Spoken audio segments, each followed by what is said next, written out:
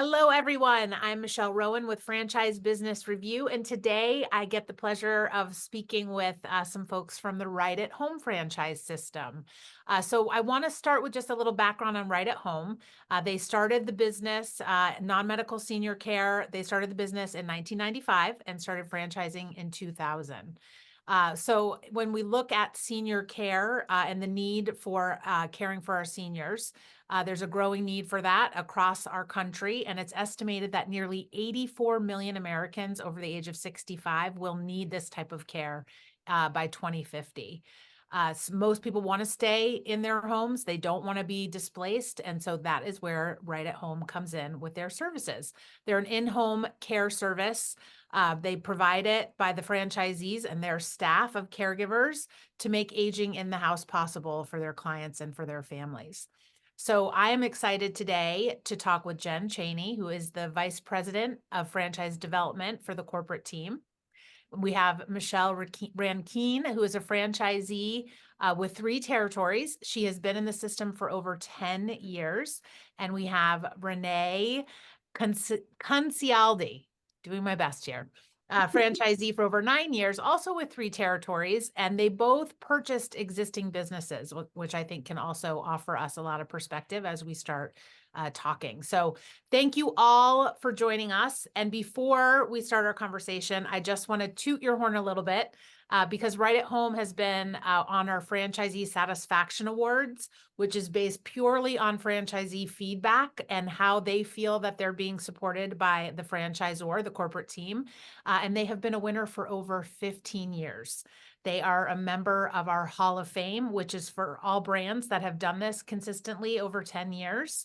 And they've also won several awards focused on the type of support they offer to their franchise owners. They have been a top franchise award winner under the most profitable franchises, the most innovative franchises, being recession proof, a top franchise based on their culture, a top franchise for veterans, and a top recession proof franchise. Oh, I already said that one from Franchise Business Review. So just tons of accolades for you guys. I'm very excited to talk with you.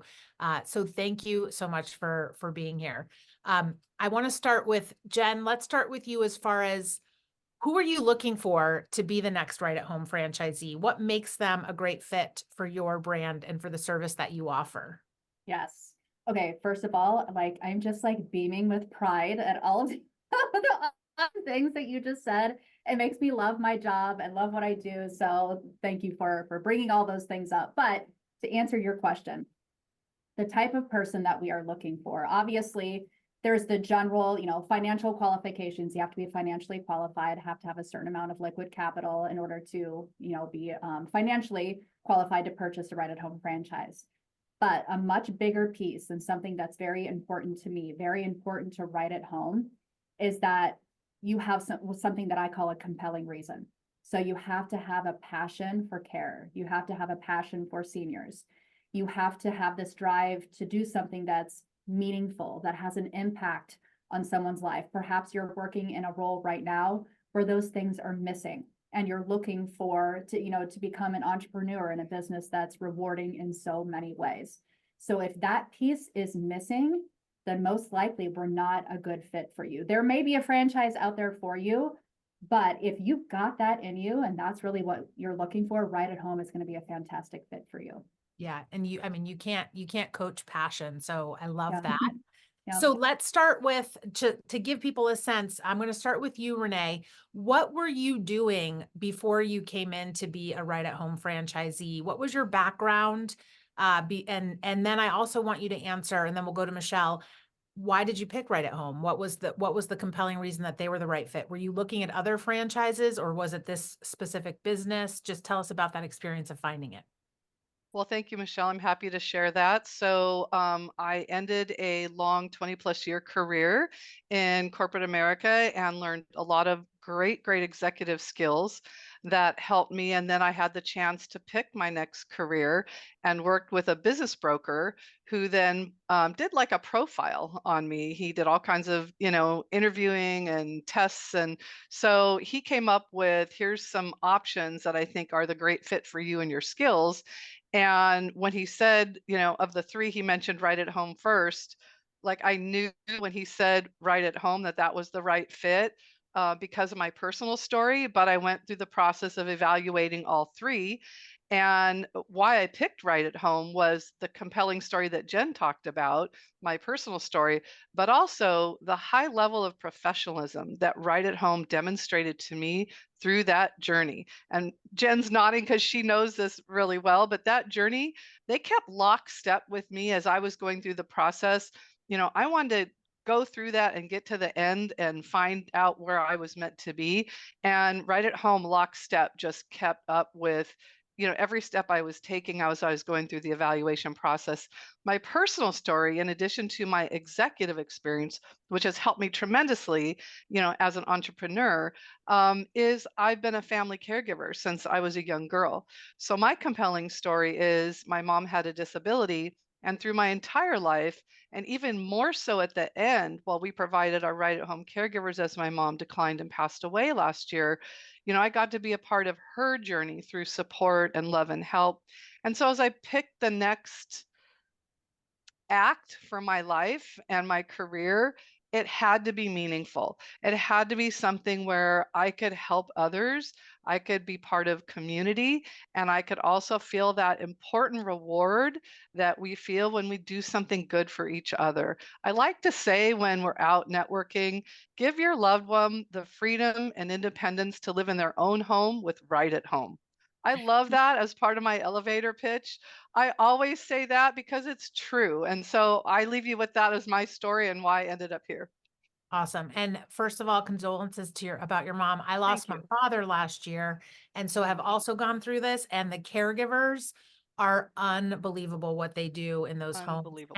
it Yeah. gives them a sense, your parents a sense of they're not putting it on the family, that this person is coming in to alleviate the amount of stress the family is going through caregiving as well. So just I have been there and it's hard, but these people make it so much more enjoyable, dare I say, because he loved this person that came in and spent time with him. So it was great.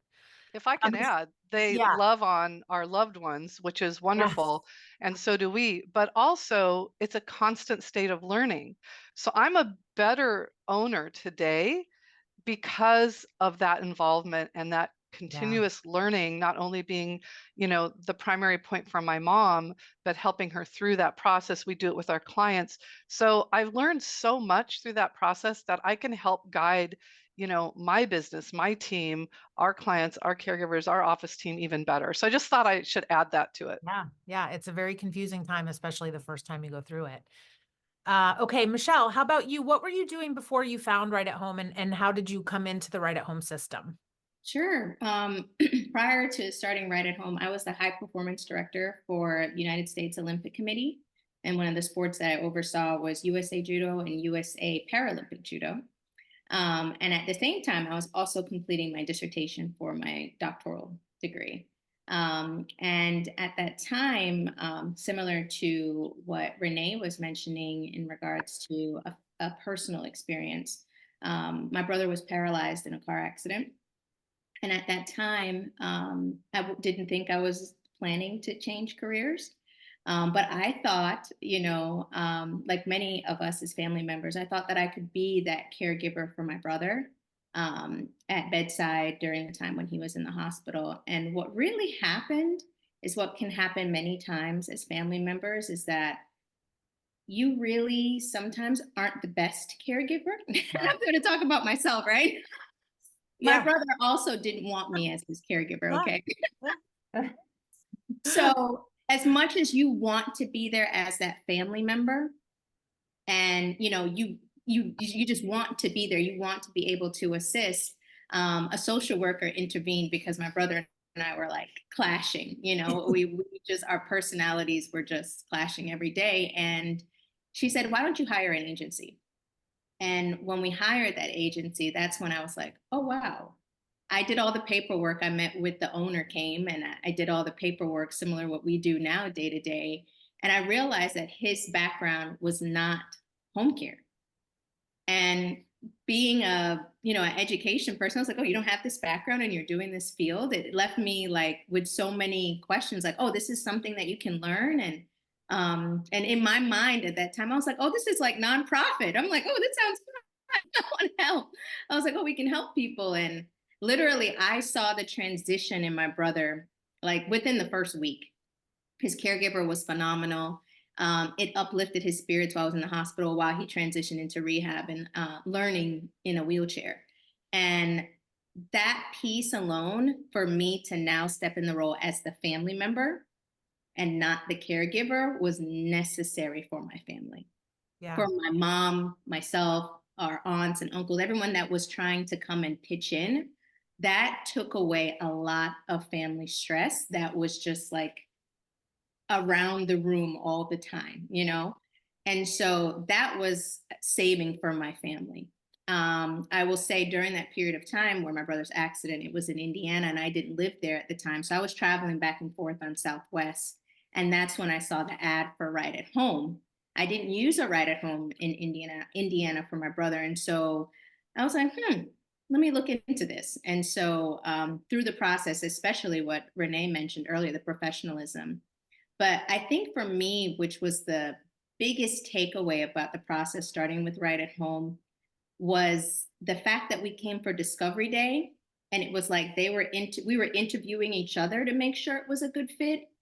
And that piece is not the same for all other franchises.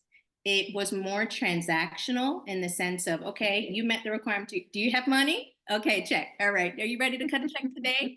And I remember when I left and met with the team, they clearly had to deliberate before you got your call saying, hey, we would like to move forward with you. And so to have that experience and to know that I felt in that gut feeling with talking with Right at Home, that I was like, okay, I like these people. I think I want to take this step. And I think the other piece that I really liked about Right at Home is that I felt that I needed that education. And when doing the deliberation and talking with other franchises, they seemed like it was a turnkey, come in, you're going to do like an orientation day, and then tomorrow you're going to go start your business. And I was like, there's no way I can learn in 24 hours to start this business. And to know that the process was over at that time when I went, I want to say it was like a week and a half, 2 weeks of the orientation process, I was like, that seems a little bit more realistic. And also hearing the engagement and coaching that we have on the side, and that's what speaks to our awards today as a franchise system, is that we come collectively as a group to help each other. I know from myself, because you receive that and that's the culture, it's just ingrained in all the owners to do the same for each other as we received in the beginning. Oh, that was great. Okay, so there's a lot I'm going to go in this conversation, but I want to go back to Jen because you guys called out something that's very common in franchising, the difference in the process of understanding if you're a good fit for Right at Home and if they're a good fit for you is very different than being sold a franchise. So Jen, talk to us about how you help candidates go through this process and assess, are they a good fit for you and are you a good fit for them? And I also want to point out that you don't have to have home care experience. You said that to do this work, that there is help for you guys to understand that. It's more about being the business owner and the hiring. So I'd like for you to kind of talk to that as well, Jen, as far as how you prep people for that. Yeah. So starting at the very beginning, when they inquire about franchise ownership, just like any franchise concept, we have a step-by-step process that everyone goes through, ultimately leading to a discovery day, right? But we're looking for a lot of things, starting from the very beginning, leading all the way up to the discovery day. And I actually do still to this day, Michelle, say to people who are attending a discovery day, this is a two-way street. So we are assessing you to see if you are the right fit for the Right at Home system, but I fully expect that you are doing the same for us. So after discovery day, you also have a decision to make. Are we the right fit for you? And it's absolutely okay if you call me on Monday and say, you know what, I've decided that Right at Home isn't the right fit for me. Granted, that has never happened, but if they reach that point of discovery day, usually people are like, I you can't spend another minute not being a right at home franchise owner, right? But leading them up to a discovery day, it's a lot of, education on just the right at home business model, making sure that they fully understand what it is, that's in-home care and assistance for seniors and adults with disabilities. So understanding the business model, understanding the franchise disclosure document. So it's a lot of education. One part of the process where we really, really shine that I'm so proud of here at Right at Home is the franchisee validation part of the process, where prospects who are interested in joining the Right at Home system are tasked to call existing Right at Home franchise owners like Renee and Michelle to talk to them about what is your life like being a Right at Home franchise owner. And the feedback that I get from the people who make those validation calls is just out of this world. It's like, I heard everything from the great days to the challenging days to like, here's what it's going to take. It's going to take hard work and dedication. This isn't going to be a walk in the park. This isn't going to be easy. You're going to have to put in the work.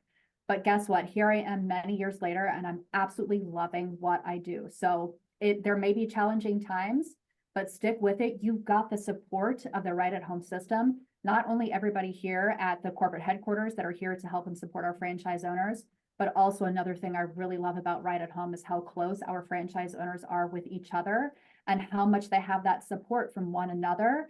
Brand new franchise owners joining the system and people that have been in the business for over 20 years still have those close relationships with each other, as far as, when it comes to thriving in their business. But getting back to your question, Michelle, the education approval process leading up to a discovery day, with discovery day being that final deciding factor of, are they the right fit for us, and having them decide, are we the right fit for them?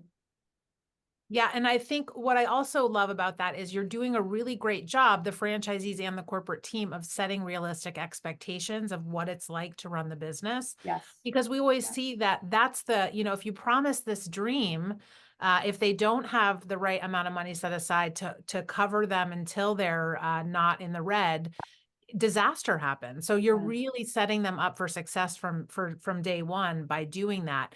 And then the other is fostering that community between your franchise owners. We see systems that really have siloed franchise owners. We see these surveys and they say, I don't talk to my fellow franchisees. I only see them at annual convention. And that's such a missed opportunity. You have access to all these people that are running the same business as you. They've probably made mistakes that you could learn from before you make them. So that is like a huge part of what we always recommend is reach out to these people. And so let's talk about that. So Michelle, I'm going to start with you. Let's talk about the ways that you are, I want you to talk about the Leadership Council, the way that you are connecting and really supporting first owners as they come in, but also how you utilize this network, being in over 10 years. What kind of value do you get from raising your hand and being part of mentoring others, or how are you connecting with other franchisees in the system to help your business? Well, the first thing with the Strategic Leadership Council, I'm over the Southwest region, which comprises of Texas, Missouri, Oklahoma, and Louisiana. And within that system, we're able to help with our brand fund dollars for decisions that need to be made and how that money is being spent to benefit the system as a whole. But with that opportunity, it gave me more of a reach than outside of my local market. It's interesting because when you get to conference, you meet, you'll be in different circles and you get to meet different people. But now in that role, I've been able to connect with owners on a different level just by calling them, getting to know them better on a one-to-one level. Because, everyone's running their business, right? So you don't really get that time, but I've now developed friendships that I'm looking forward to meeting in person that we've probably walked past each other at conference, but just never got the chance to engage. And I've learned tips from them of what they're doing in their business. And I think, we had talked about it earlier, Renee mentioned it, it's continual learning and figuring out everyone's different style. And I think the opportunity with the Strategic Leadership Council to be a voice, and I don't even like to say that we're like leaders, but we're just co-peers that are given the opportunity to help give their voice for the issues that they may be having. And so I think it's a great opportunity. It's a great opportunity also for the fact that, being co-chair with Renee, I think we're the first time two women in our system. When I look at our industry and the caregivers on a whole, we are women dominated. And so I'm privileged and honored to be here with Renee and both you ladies as well, to really just have that girl power movement of what we can really do, because I think women as a whole, we're caregivers just innately. And so I think having that lens when we're in our meetings and being able to not only, Renee mentioned it as well, not only to be a business entrepreneur, but to be the caregiver and to have that empathy, not only for our clients, but first care for the caregiver. And I think that is where, especially women entrepreneurs, we have a different lens. And not to be biased, but we have a different lens because of our experiences and our walk. And I think all of us bring our background toward this industry and help as a benefit.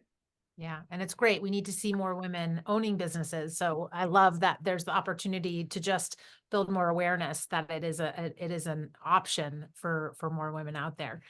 Renee, do you have anything to add? And I just want to, so the council is regional leaders are representing all the franchisees. So you're working with corporate to raise any kind of questions, ideas, and you're supporting the franchisees in your region. Is that the correct understanding? Okay. Renee, do you have anything to add as far as how you help new franchisees as they come on board, or also how you're using the other franchisee members of the community to help you in your business challenges or growth ideas? Sure, all the above. I'm happy to add. So I represent the West region, which is Hawaii, California, and Arizona. My businesses are based in Southern California, outside of LA area. And so there's many things that we do. First, Jen mentioned the validation calls. I think I have 2 hands worth of validation calls that I've done this year, Yeah. or maybe starting at the end of last year, because California seems to be growing quite rapidly. And it's a really great starting point to get to know the incoming owners, but also get to tell them, hey, you know, I wish I would have done this, pay, extra attention to that, and also get to reinforce the beauty of our system that I see and that I benefit from and I'm so grateful for. So that's the first part in the validation. I always offer to have them come visit my office, and many of them do and have, and I have great relationships with those owners today. I have many of them around me who came to visit me in my office as they were going through validation calls. And it starts with such a great close relationship, and you really work to help each other. We do local area meetings. I've had those meetings in my own office, which has been really nice. We also have the opportunity through the system to join what they call performance groups, which is sharpening of the saw of how we manage our businesses. And that is a wonderful, I'm in 2 California based and then one more generically across the nation based. And so those are extremely helpful. I've had those meetings here as well in my office. So I enjoy bringing people in. I enjoy showing what we've done, with our branding and how much we're so proud of, our brand and how we show that loud and proud on our buildings, inside and out, on our sweaters, on everything we do. We also have, I just held a Zoom meeting with all of the West region members, right? I think we had 45 people on the call. It was a huge call, but it was great, and we had so much participation. And so, what Michelle and I do is we help be a conduit of communication, both 2 ways, to and from corporate. So we help to become eyes and ears, but we do that with a lot of input. We don't do that by ourselves. We're no islands. So those calls are to help bring in more information. Also, I have almost all my owners in my local area in my phone. And so we text each other, we email, we always throw out questions. And Right at Home has some really good Facebook groups for owner level, different categories. I was just answering something last night when someone was asking about, hey, what's your best practice for stamps? I mean, some are little questions and some are big questions, right? So we can always help each other with a way to do things better, which, as to be a good entrepreneur and business owner, that's what it's about. Always looking to move forward, always looking to do things better. In addition to that, I was kind of tapped on the shoulder to become a member of a HCAOA, Home Care Association of America policy committee for California. So I've had a big voice, a very big voice with some of our state legislators on that committee, and those lobbyists and that group do an excellent job representing our entire industry. So that's another way I can represent, especially California local issues for my market. And we've moved the needle on some very important things by doing that, which has been wonderful. The other thing that our system does from the corporate perspective is they have biweekly meetings.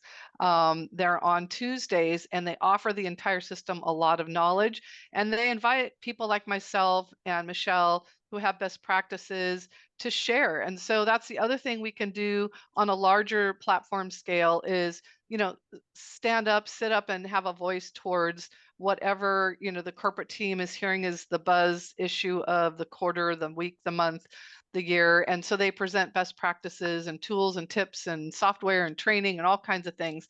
And then we can come behind that with, hey, this is great, and we've also done this or that. And so we help each other through those. And I get emails from people, can you send me this form, can you send me how you did that?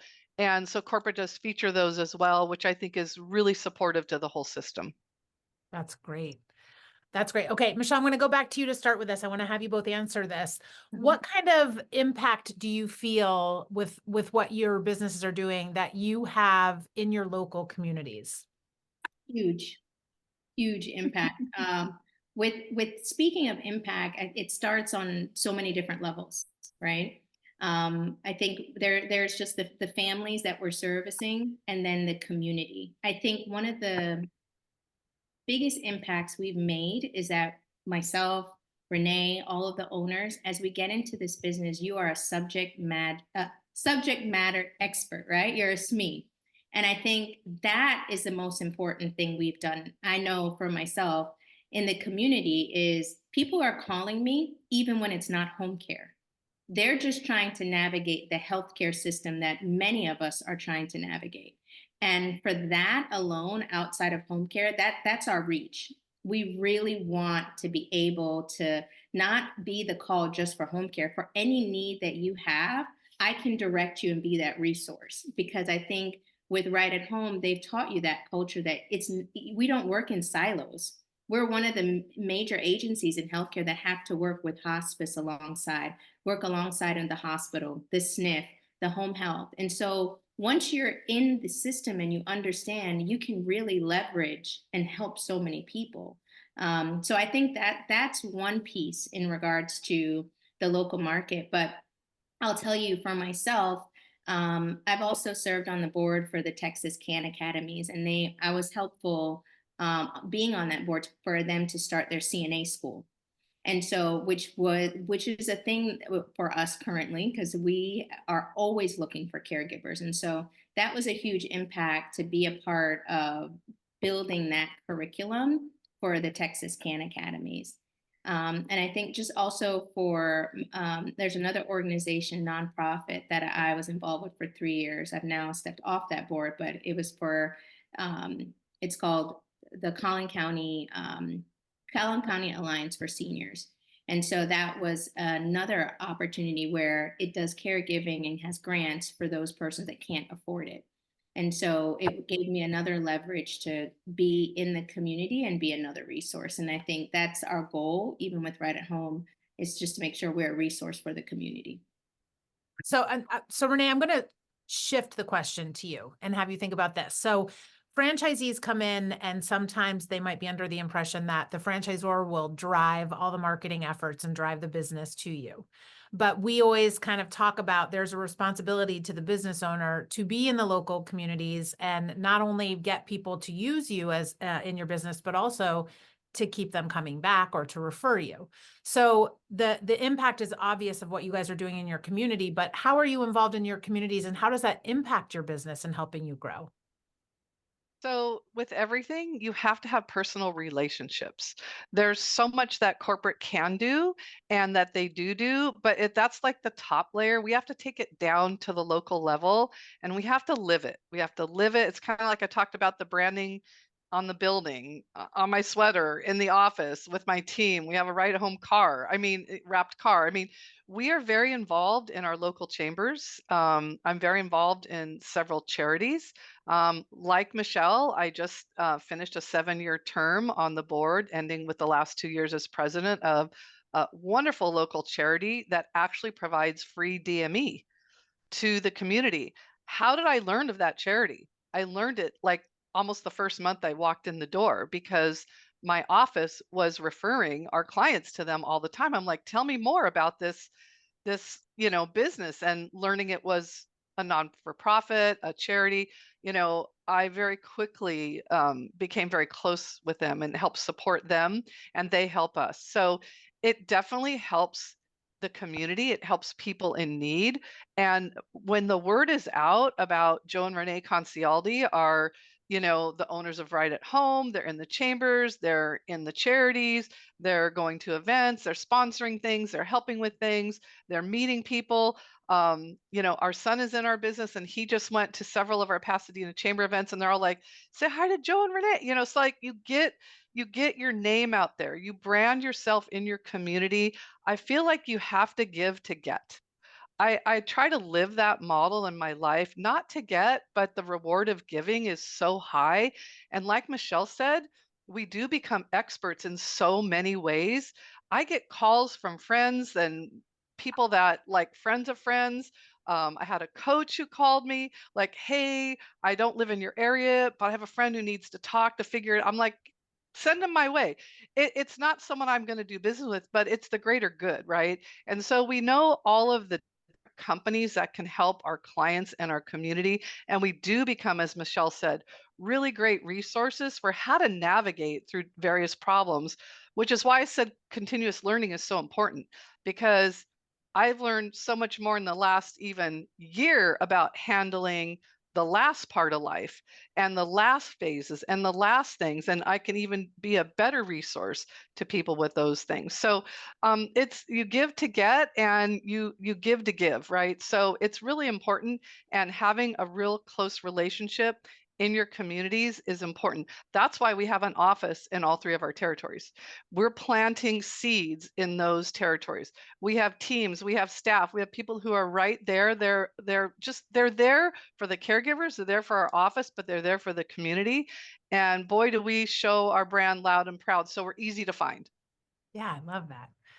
Okay, so let's talk about, what do you wish you'd known when you first were looking at buying a franchise, or what advice do you have to a person that is considering Right at Home specifically, or getting into the senior care non-medical space? Michelle, we'll go back to you. Sure. I think one of the things that I wish I was more comfortable with, I've now worked on it. Because like I told you, I worked in sports, but I was behind the scenes, and I worked in education behind the scenes. So I was perfectly fine being a hermit. Perfectly fine. And so the idea when I started to tell my story and be okay with telling it, and being able to sell, I had hesitation. I'll tell you, I used to drive up to referral sources and literally outthink myself before I walked in there. I would sit in the car and be like, okay, what am I going to say? And da, da, da, da. And then, and when I got over that and said, you know what, I'm not selling anything, I just have to just be myself and walk through the door. That was a turning point for me when it clicked. And to be honest, the moment of clicking didn't happen on my own. I had some challenges with the idea of marketing. I was like, what do I need to do? I don't know what to say, or I would get all clammy. And I had one of my coaches, they came down, they're like, I'm going to walk with you through this. And when she walked, it was Angela Sufi. When she walked through it with me, I was like, okay, that's how she did it. I learned it in training, and I saw it in like theoretical framework, right? But to actually knock on someone's door that I don't know and actually be able to represent not only the brand, our services, and authentically myself took me a while. That's great advice.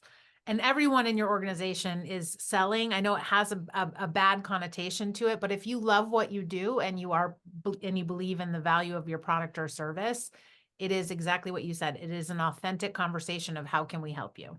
That's it. So that's great. Renee, how about you? So someone asked me a question recently, which it cracked me up, but it was a good question. Are you ever scared? And I'm like, oh my gosh, every day. Because, if you're not pushing the limits, if you're not learning and growing, then you're complacent and stagnant, right? So I'm doing things every day that are new and different. And it's also exciting. It's scary, but you know what?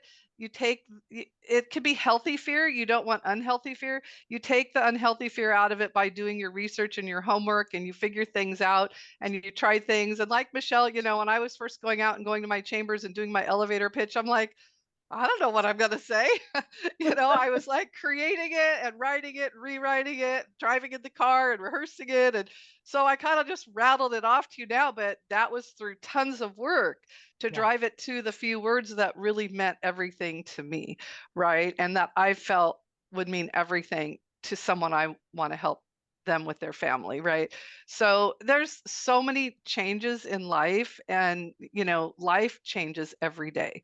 And if we're not constantly looking to sharpen the saw, whether it's through our teams, our staff, our business, our tools, we're constantly looking to try to, do better.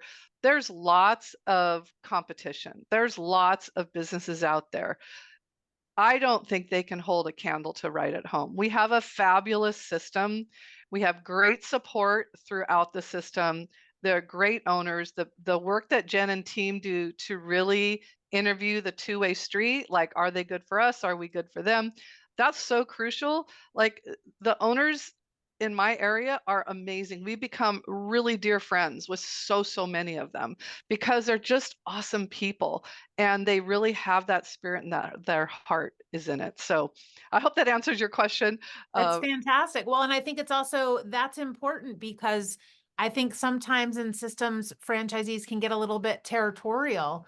But if your franchisor is really thoughtful about the people they're bringing into your system, it's going to help you all grow. And the point of this is to obviously do good, but the point is to exit with the best return on investment possible. So that means your brand needs to grow with the right people. And so it feels like you're also comfortable that a client using Right at Home anywhere in the United States is getting the same level of quality and service and care that they would get in your own location, which is, I think, really comforting to people that can't visit every location. So that's great. Can I Jen, I'm add going to to let that? you. Go ahead, Oh, Renee. just for 1 second.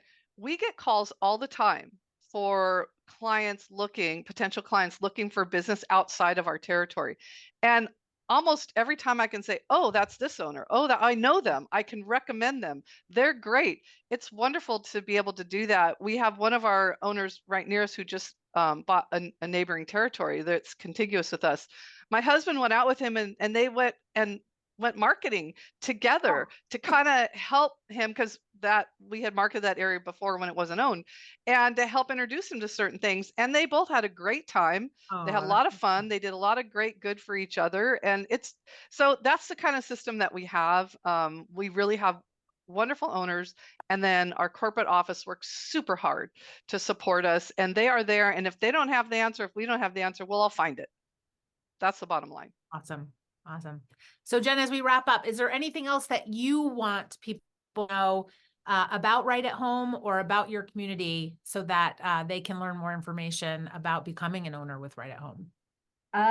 Yes, I could talk about this all day, Michelle. Where do I even start? Well, I suppose, rightathomefranchise.com is where you need to go to learn everything there is to know about franchising with Right at Home. We have two of the most wonderful development directors, sales team members here. And such a wonderful point about, kind of like selling. And I've said it for years, and that's how I coach our development directors.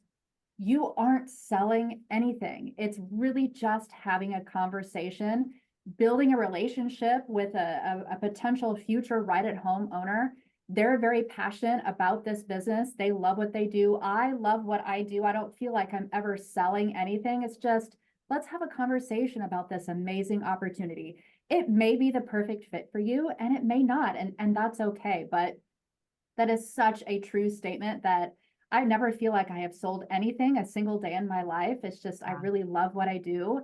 And I love helping people become entrepreneurs in this business that is just so fantastic. Yeah, well, I feel it from all of you, and it is fantastic to see women represented, because that is something I think that we're all passionate about, is just building awareness that franchising is more than just McDonald's. These are local business owners in your local communities.